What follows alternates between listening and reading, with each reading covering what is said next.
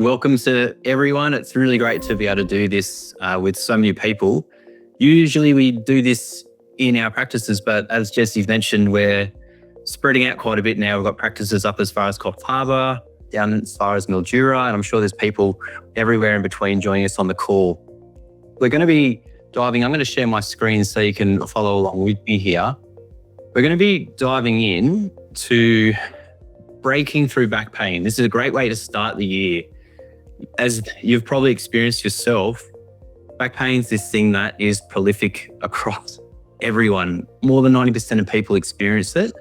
But the big problem with it is 1 in 6 people experience it in a chronic way. They just keep experiencing it over and over. So we're going to look tonight over the next 30 minutes at, first of all, what this thing is, why it keeps flaring up. And then we're going to offer a solution, a 12-minute routine you can do each day that's going to help you keep your spine healthy in the long term. It's going to take us about 30 minutes to get through that. As Jesse said, feel free to jot your questions down. He'll curate them as we go. But the thing I often hear when I do a talk like this is, how on earth do you know what's going with back pain? It just feels so random. But I hope by the end of tonight, we've been able to bring up to speed with not just what it is, why it's there and what you can do, but also what the specific things that lead up to it are. And that way we can counteract them. So Jesse's given you a short intro. I just thought I might give you a little bit more about me and who I am, just so we can feel a bit more connected. But I am a chiropractor. I've been a chiropractor for 16 years. I'm a dad. I love hockey. And what else can I say about myself? I dressed up on camp. So you can see there, that was a crew camp we did just a couple of weeks ago where we went as something to do with creation. So I was a storm and we had some tigers and butterflies and all sorts of fun things. One of the things that I think drives me the most though, and this is why I take time out of my afternoon, my evening to do these sorts of things, comes down to a very, personal component of my family, someone that suffered from probably what you're experiencing today as well. So this was Christmas 3 years ago. I'll sort of point people out. So here I am being a bit silly. This was one of those fun photos that you do as a family, but my mum and dad are there, my brother, my sister and their families. And in the middle here in the pink shirt is my mum's mum, so my grandmother. We call her Nanma, and Nanma throughout her life was a nurse. So she started nursing back in the 30s and, well, probably that's a bit too far, maybe a bit later. She was probably born in the 20s and 30s, but she was a nurse for 30 or 40 years. And nursing already today is very physical. It's very demanding. We see a lot of nurses in our practice with back pain. But back then, it was much more physical. The treatment was, if you've got a bad back, we'll just rest, take some Panadol and Nurofen, and then ease up and see how it goes. And if it didn't get better, well, you just had to live with it. And so this is a common story that you've probably experienced or heard someone else experience, where they start with just a simple episode. It starts once and then they have another one. It's a bit worse and it gets worse and worse and worse and worse to the point that they're having weeks off work. And eventually it got to the point for my Nanma that she couldn't work anymore. Her back pain stopped her being able to continue nursing. And for her, it didn't stop there. She's 87 in this picture. She was getting, particularly in those last, say, 10 to 15 years of her life, less and less mobile, to the point now at 90, she's still living and she's still well, but she's in a wheelchair because of how bad her back is. And this really drives me from a place of wanting to serve you guys and hopefully give you some information tonight that we can prevent those sorts of cases happening, because it doesn't need to be that way. Back pain is not this random thing that can't be worked on. It is something that can be prevented and helped well before it gets to that point. So as Jesse's mentioned, we're going to learn something very practical. It's going to be a 12-minute routine that you can apply each day. But before we get to that, I just want to, explain how we get to that point and then why this is so effective. Now, as we're going, get a bit of pen and paper. Feel free to jot some things down, some hot tips we're going to give you. If you've got questions, as I mentioned, pop them in the chat. But I'm going to ask you a question in just a moment, because one of the things that we see all the time is that we think this back pain's bad luck. But what I want you to think of for a moment is how the human body works and where pain fits into that. So You could probably think of someone that's had heart disease. We've all had a sore tooth at one point. I know I've been there before as well. Or osteoporosis is another common one. Ask yourself the question and even write this down on your bit of paper. With those processes in the human body, when do you feel the pain? So think heart disease, think osteoporosis. Now, as you're writing that down, you probably recognize that the pain is actually this thing that happens at the end of that process. So let's look at heart disease. We start with some inflammation to arteries. It might get some deposits of plaque. We still don't feel anything. First time you feel a symptom from heart disease is a heart attack, once it's too far gone. Osteoporosis, another really common one. That is a process that can go on in the background for years and years and years and years. You never feel a thing until one day something breaks and then you feel it. Now, I don't know why this is, but I think this is part of the reason back pain is so prolific is backs do exactly the same thing. Backs will deteriorate over years and years. We never know about it until one day we have that problem. But all our effort is concentrated on that end stage when the pain actually starts. And we do a little bit of work, we take the pain off and we think it's all good again, but we're really only one step from getting to that point. It doesn't tend to stop there either. So a bit like my grandmother and probably people you know as well is we get to that point, we take the pain off enough, but because we've never restored it, in the background, we've got this process that's getting worse and worse. And I know Jesse can attest to this as well as all our other chiropractors that when we see people can take a Panadol or a Nurofen for a while to get that pain away, but it gets to the point that it's got so bad that it stops people doing things. The most common one we find is it gets to the point people can't sleep or they can't work, can't pick up the kids. And it really has this big effect, not just on feeling sore, but affects them with their emotions. They get grumpy. And of course, when it starts getting to the point they can't provide for a family, it gets really, really serious. So on your piece of paper, I want you to jot down for you or the person that might have invited you to this webinar for them, what sort of things would that pain for you be interrupting in your life? Or is it interrupting something right now? Is it your sleep? Is it how you interact with relationships? Are you losing confidence in going out and playing sport? Jot it down for you and we're gonna come back to that in a moment. So I want to answer the question for you why this keeps coming back. And I've given you a bit of an idea as to how we see this process over time get to this point. But we've got to answer this before we can know how to take someone from here and get them back to how their body should be working. Now, I've got, I guess, 3 things that I'd put this down to, and I'm happy for you to pop in the chat if you think there's other things that might be a reason for why back pain keeps coming back. But the first one I feel is actually due to our education of health. So when we look at pain, we see it as the problem. And you probably hear this like this webinars, break through the back pain. Like we're looking at the pain as its thing, but in and of itself, pain is not the problem because we've got all this stuff that led to it. It's a bit like heart disease and saying, oh, the problem that causes heart disease is heart attacks. It's not the case because that process has taken time to build to, but this is how we've been educated. So it's not your fault if you've experienced this because we've constantly been told, we're constantly being reinforced that unless you have pain, there's nothing to do.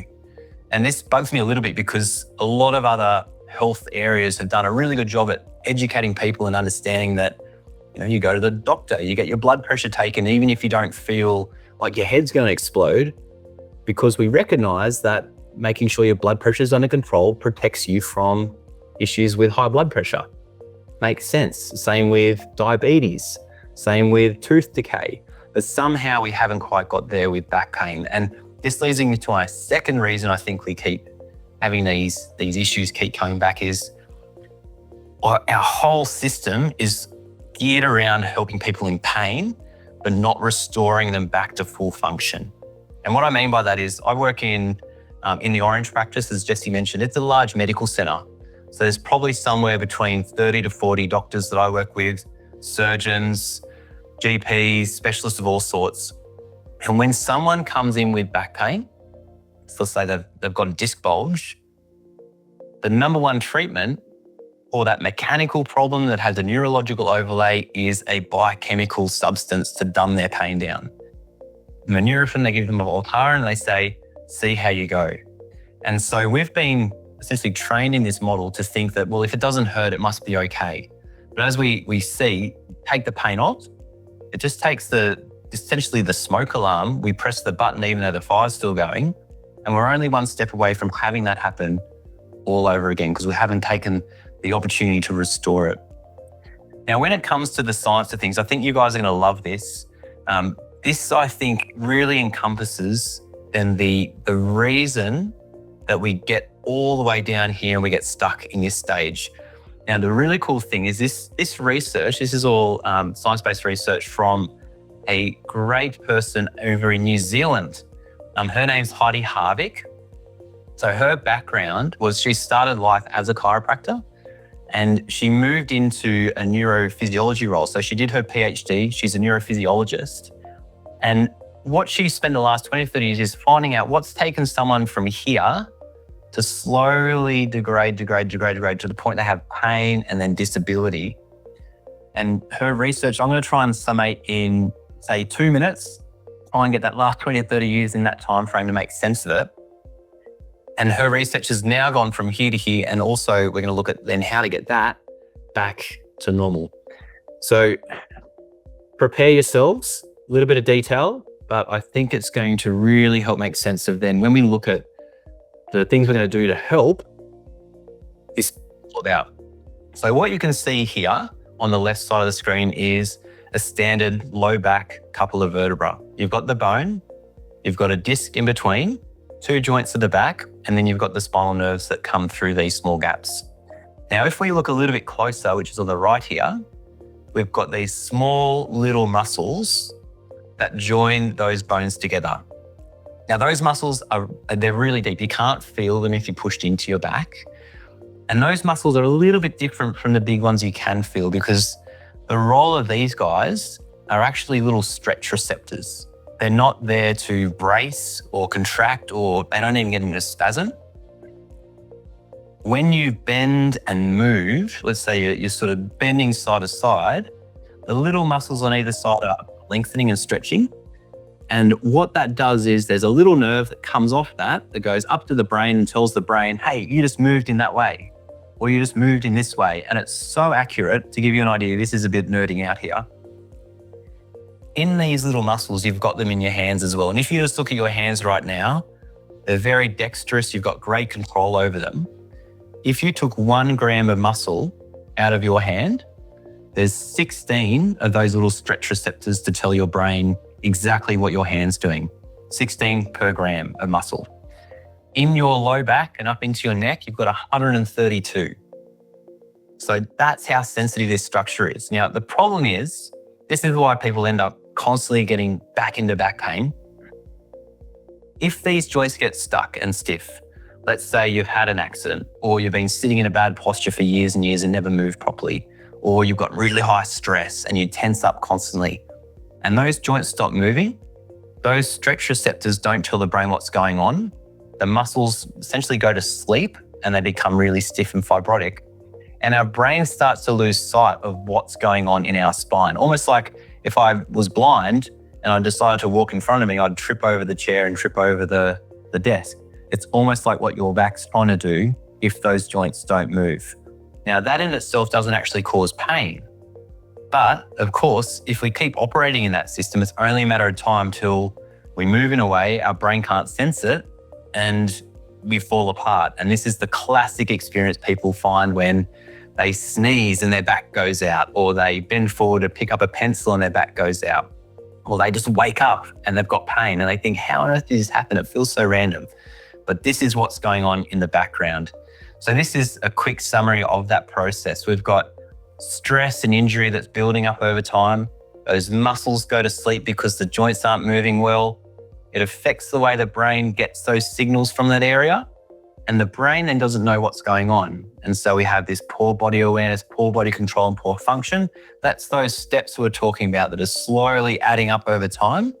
And then just one little thing triggers it. And then we have that recurring issue all over again. So we're going to launch now into what you can do on a daily basis to hopefully negate this issue. Now, it isn't a cure-all, I just want to premise that, but it is something a bit like brushing your teeth. So every day we brush our teeth twice a day because we know if we do it regularly, we keep our oral health as good as it can be. And this is similar. Think of it almost like brushing your teeth, but for your spine. Now, I'm going to have Jesse or myself place in the comments a free gift we have for you around this 12-minute back routine. This is a print off. You can put it on your fridge, and it can talk you through each of these exercises as we go. Now, I can't actually see anyone tonight, so you're free to do this exercise at home if you want to. We're going to start with a gentle warm-up. There's going to be a couple of videos of me demonstrating this, and I'd encourage you to try it as we're going. And of course, if you're having trouble with it, pop it in the comments, ask questions. Really happy to engage with that. All right, so let's start with a quick warm-up and some deep breathing before we start this sequence. Super important because we want to warm everything up. So this first section is, I just find lying on your back is probably the best way to start, just with your knees bent, laying flat, hands on your tummy. And we want to do a couple of movements here. We want to do a pelvic tilt. And with this, we're rocking the pelvis forward and back. You should feel your low back lift up and lower down. And what I want you to try and focus on is as you breathe in, try and flatten your low back. So breathe in and then breathe out and let it rock that way. Breathe in, flatten the back, breathe out. Just very gently. You might do this, say 10 to 15 times before we start our first. Going to continue there before we start our first exercise. Breathing is one of these amazing things that you can take so far because it's breathwork, so it's an incredible tool. But I'd encourage you when you're doing that and you're breathing in and you're flattening your low back, it's a bit counterintuitive, but try and breathe down into your diaphragm. So when you're breathing, you should almost feel your tummy fill up. That's the way you know you're getting that correct breathing happening to really improve that gentle spinal mobility through the pelvis as well. Now, this is a really classic exercise that we'll often give our patients to do to gently mobilize the spine up and down. And if you imagine what's going on, we've got those two vertebrae and we're gently taking them through those ranges of motion that we probably don't do very often. This keeps those little muscles contracting and stretching and giving our brain all that good information to protect us from injury in the future. So this is called the cat camel. Our first exercise, this is going to be what we call the cat camel. This is on your hands and knees. You want your hands under your shoulders, your knees under your hips. And what we're going to do here is gently pull the low back up to the ceiling and pull the belly button down to the ground. I've heard another cue it's one to visualize, but probably not too closely, is if there's a light shining at your bottom, you're trying to point it up to the ceiling as you arch down, and you're trying to point it down to the ground. And you just repeat that a good 10 to 15 times. Yeah, I find that one really helpful. And I've just given a general overview there of say 10 to 15 times, but if you're feeling really good in it, you could do 20 or 30 if you want to. It's really gentle. You're very unlikely to do any damage with it. This one's a little bit different though. This is a bit more advanced. It's called a child's pose. And if you're trying this now on the floor, if you've got a really acute sore back, you may need to not do this one. It's good when your back's actually moving quite well. So I do mention in this video, just be cautious. It's not for everyone. Take it slow, go easy to start with, and then you'll start to find your limit with it. Now, this one, obviously only do these exercises if you're comfortable with them. Some people, this can stir up their low back. So if it's comfortable, go for it. It's a great stretch. We simply go from that position that we're in on our hands and knees, and we just slowly walk our hands forward and sink our hips down to our heels, and then you can let your head drop down too.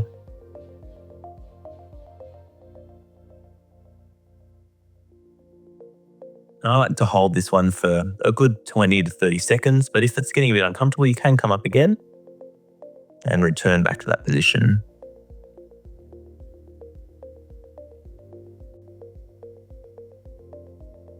Yeah, so give that a try. If it is too much, just skip that one. just simply because there's lots of other good ones you can try instead. And one of the things that I was mentioning before with how the spine moves is that certain restricted areas will get more restricted than others. And so we've just done sort of more of what we call flexion extension type movements with those first exercises. But the spine can move in all these unique and different ways.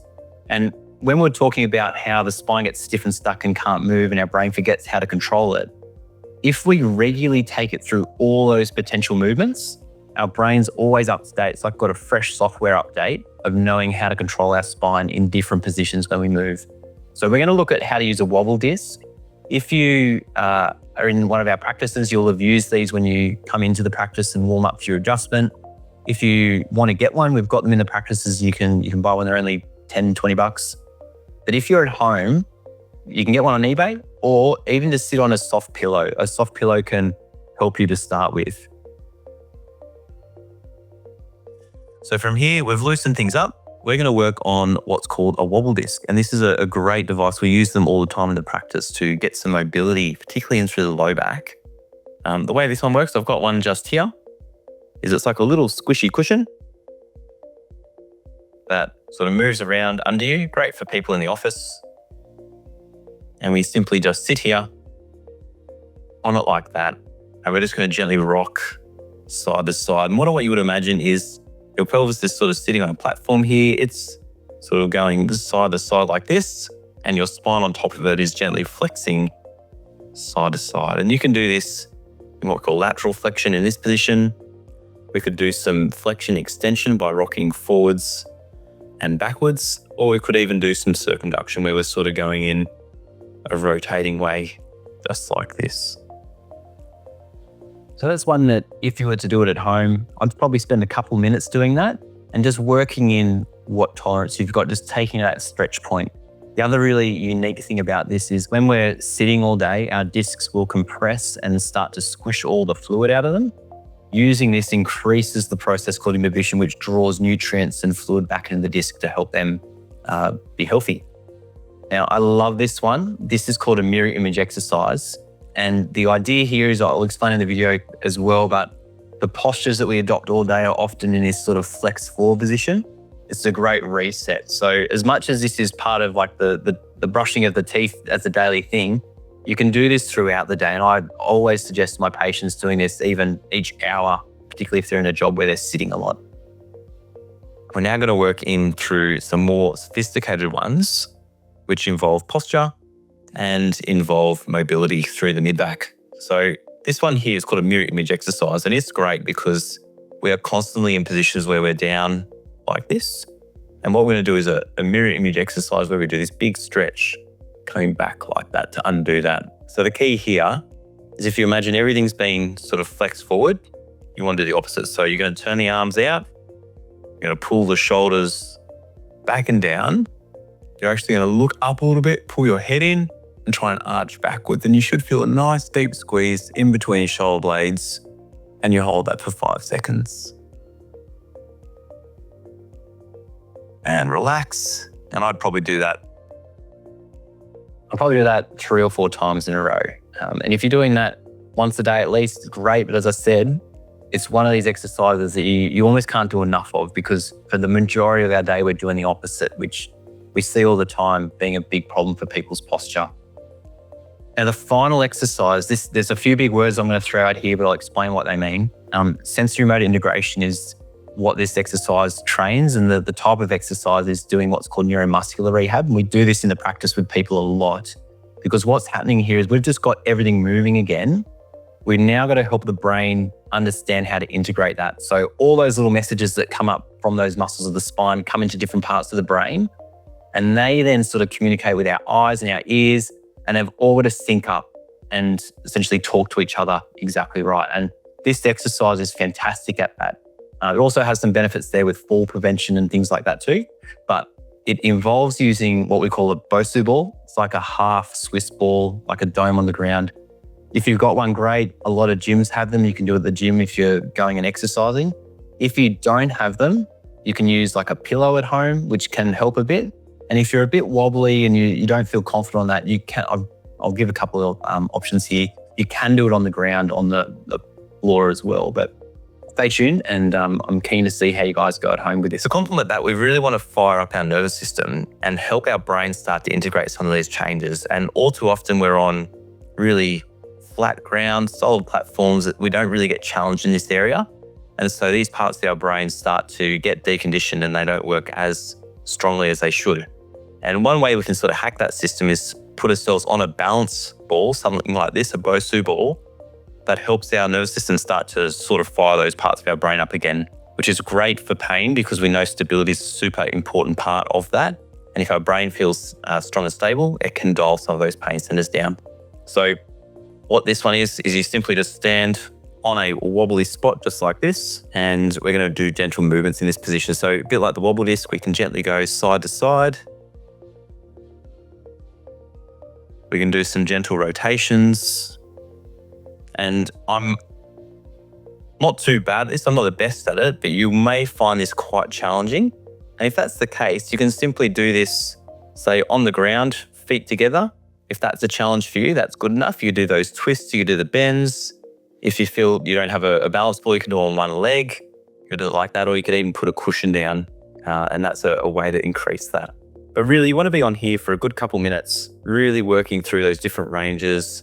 If you feel like that's too easy, bring your feet together a little bit. That makes it harder. If you want to go then to one leg or close your eyes, obviously it's going to make it.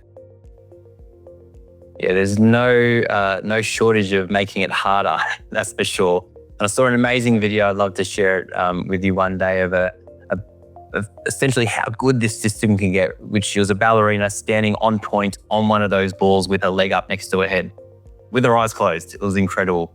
So should make me look like a novice very quickly. Now the final exercise here is thoracic extension. This is thoracic being the middle of your back. It's an area that it does get quite stiff. When we look at low back pain, if we've got an area of stiffness, then other areas have to work harder to make up for it. And this is going to help reduce that. Really great for postural correction as well. Okay, finally, we're going to do a thoracic mobility exercise with a foam roller. So if you've got one of these, most people will have one. They're pretty easy to get hold of. But we're going to do some work to really open up the chest. Now, the one I love that's quite simple is using this long ways along our spine, where we sit on one end, and we lay down all the way, and we just let our arms drop out to the side. And that's a really nice, gentle stretch. You could lay here for a good 5 to 10 minutes if you really wanted to. But if you're looking for a deeper stretch to the mid-back, we can place this horizontally, like this,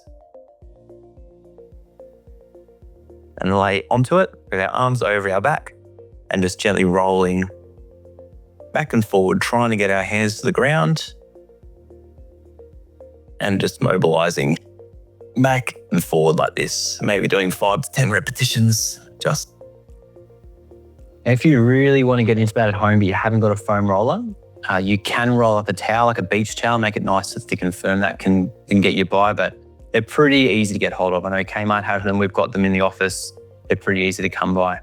Now, just to be explicit on what this will and won't do, unfortunately, as I said, it's not going to fix everything. It's definitely not going to reverse degeneration. It's not going to realign your spine, and it doesn't replace proper testing. But what it will do is if everything's working as it should, we've got movement in the spine, your stress levels are low, it's going to keep things working well.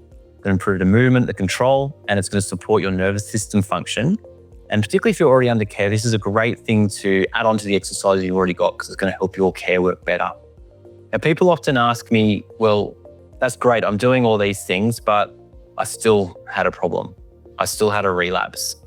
And there are reasons for this. Now, we talked about those problems building up over time that got to that with the changes the way joints work, with motion and how it affects the nervous system.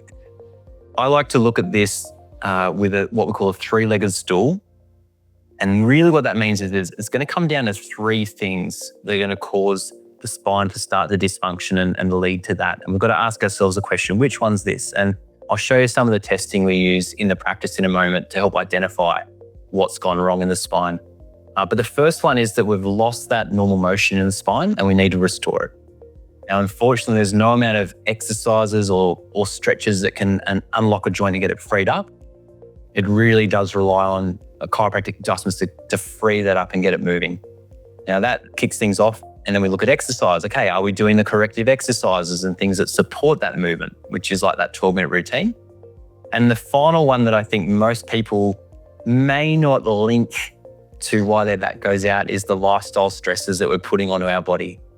So stress, like mental stress, or if we've been unwell, or we've got a terrible diet, or we just have terrible posture and we don't move enough, has exactly the same effect as having an injury. And if any one of these three legs isn't supported and it's not doing the right job, the whole thing comes crashing down. Now, this is some of the stuff that we look at when we try to identify, okay, what's going on for this person? Is it lifestyle stress? Is it a functional problem with movement? Is it a muscle problem? They need exercise. And the big thing that sets us apart from most chiropractors that you'll come across is we're not guessing. We do testing so we get objective measurements. And not only does that help us, but you can actually see the difference as well. Now, from that, we can really establish a good understanding of what you need or what that person needs to get better and point them on the path back to not just going from that pain state to not pain, but all the way back to full and proper function. So we've got different testing here. On the left here, we've got what we call HRV or heart rate variability. And this is helping us understand how much stress the nervous system is under and how it's adapting. This middle test here is looking at what's called surface electromyography. It's testing how active muscles are. And this one's looking at inflammatory changes. Now, the cool thing is beyond just diagnosing things and figuring out what's wrong and helping people start that path, we can then use these measurements as checkpoints as we go to see how someone's going in the long run. And this is a couple of cases that I'm going to show you of people that were looked after where we've seen these changes on these scans and also their x-rays is how they change over time too. So this is a great one where this gentleman came in a, as you can imagine, a pretty awful state. With these scans, we just want to see white lines only. Green is slightly above normal. Blue is working 2 times harder. Red is 3 times harder. And then when we're at black, we're pretty much off the scale. Now, we needed to apply all 3 legs of the stool for this guy. We needed to look at adjustments and exercise and address some lifestyle factors. But in 3 months, we can see here a marked difference. We've got a lot less crankiness, still a pattern of tension through here, but we're on the right road. Now, the interesting thing is this is that classic case of why does my back pain keep coming back? Because we can see here, he's gone from here. He's not in pain anymore at 3 months. He doesn't feel bad at all. He's feeling the best he's felt in a long time. But you can still see there's plenty of problems there. But if we could get him here, he's going to feel even better. And that's what we did over the next 9 months with him, where we're starting to see this change, where we're almost back to normal. That's about 90%, which is fantastic for that guy. Now, what that looks like on X-ray